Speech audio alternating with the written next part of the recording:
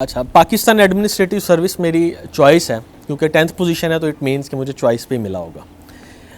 ये क्यों मेरी चॉइस है, फिर क्रिटिकल थिंकिंग का सवाल आ गया, क्यों चॉइस है।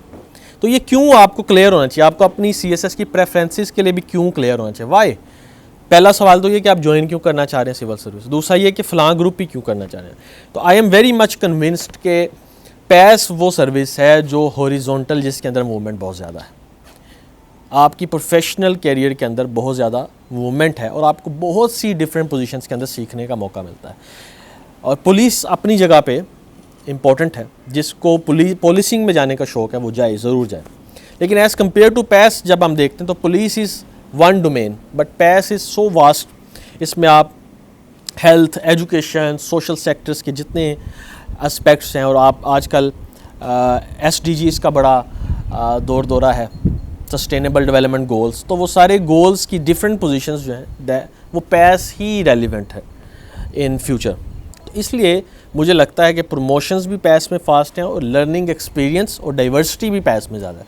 तो मैं इसलिए पैस इज़ माई चॉइस। अच्छा, मैं फेलियर को इस तरह से लेता हूँ, अगर मेरे लाइफ में CSS की जर्नी में कुछ फेलियर्स है तो मुझे पता था कि ये वजूहात की वजह से। मसलन पहली दफ़ा मैं प्रेसी में अगर फेल हुआ तो मेरी प्रेसी वीक थी, मुझे पता था। दूसरी दफ़ा ऐसे में फ़ेल हुआ था तो मुझे एग्ज़ाम से उठ के पता था कि उस ऐसे में फ़लाँ मैं गलती करके आया हूँ। तो मेरी फेलियर रैशनल फेलियर थी, उसको मैं रैंडम फेलियर नहीं मानता।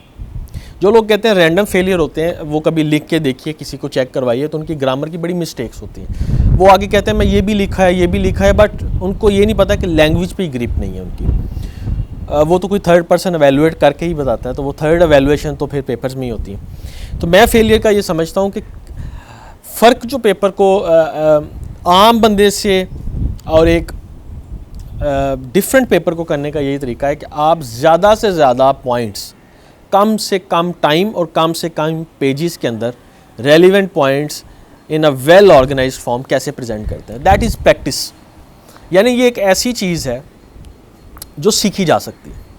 ये कोई ऐसा बिहेवियर, या साइकोलॉजी में हम पढ़ते हैं कि दो तरह के चीज़ें होती हैं। एक तो आपके अंदर बिल्ट इन है, आप पैदाइशी तौर पे कुछ क्वालिटीज़ लेके पैदा हुए।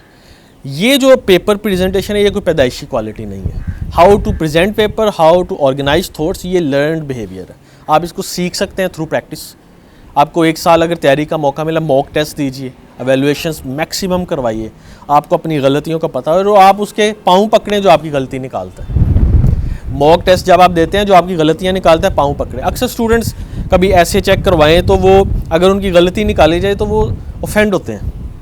तो अगर आप ऑफेंड होते रहेंगे, कभी भी जो भरा हुआ कूज़ा होता है, प्याला होता है, उसके अंदर फर्दर पानी आप ऐड नहीं कर सकते। तो आप किसी भी टीचर के पास जाएँ तो खाली अपना बर्तन लेके जाएँ, फिर आप नॉलेज को अब्जॉर्ब करेंगे। तो मेरा ख्याल है कि फेलियर की ये वजूहात। अच्छा, इसका एक सिंपल है, रिपीटेबिलिटी इज़ इक्वल टू एक्सपर्टेबिलिटी।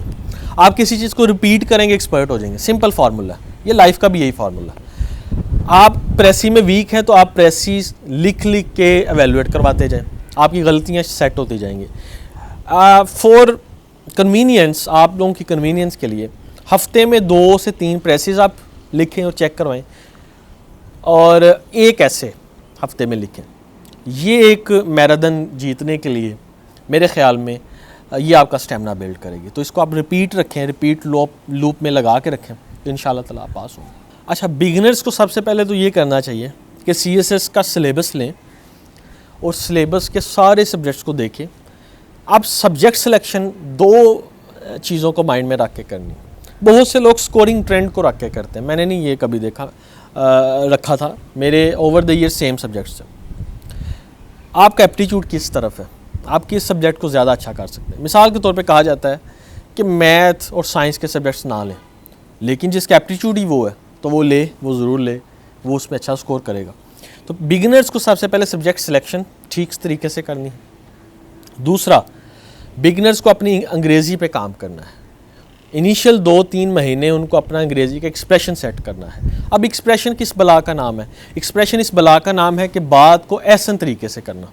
मिसाल के तौर पे उर्दू में मैं आपको ये कहूँ कि कदम रंजा फरमाइए, इसका मतलब है आप अंदर तशरीफ़ लाइए। अब आप ज़ुबान के अंदर ये इस्तेमाल नहीं करते कदम रंजा फरमाइए, तो इट मीन्स कि मैंने गलत एक्सप्रेशन यूज़ किया है, मैंने मुश्किल उर्दू, दकीक उर्दू को इस्तेमाल किया है जो नहीं इस्तेमाल हो रही। आप अंग्रेज़ी में गलती ये करते हैं कि आपने जो GRE के वर्ड्स पढ़े होते हैं आप उनको ठोंस रहे होते हैं, आप उस मुश्किल एक्सप्रेशन को लिखने की कोशिश कर रहे होते हैं, जबकि आपने सिंपल फ्लो में लिखना है। ऐसे लिखना है जैसे एक अंग्रेज़ लिखता है। अंग्रेज़ का अखबार कभी भी मुश्किल नहीं होता, डॉन मुश्किल। तो आपने सिंपल फ्लो में समझ आने वाली क्लैरिटी के साथ अंग्रेज़ी लिखनी है। आपने यही कहना है कि आप अंदर तशरीफ़ लाइए, आपने कदम रंजा फरमाइए नहीं कहना, आपने गालिब नहीं बनना, आपने शेक्सपियर नहीं बनना, आपने सिंपल फ्लो वाली अंग्रेज़ी इस्तेमाल करनी है। तो बिगिनर्स को चाहिए कि आप उस एक्सप्रेशन को, बात मुश्किल हो और उसको सिंपल अंदाज में कह जाना, ये सीखें। और ये कैसे आएगा? ये प्रैक्टिस से आएगा।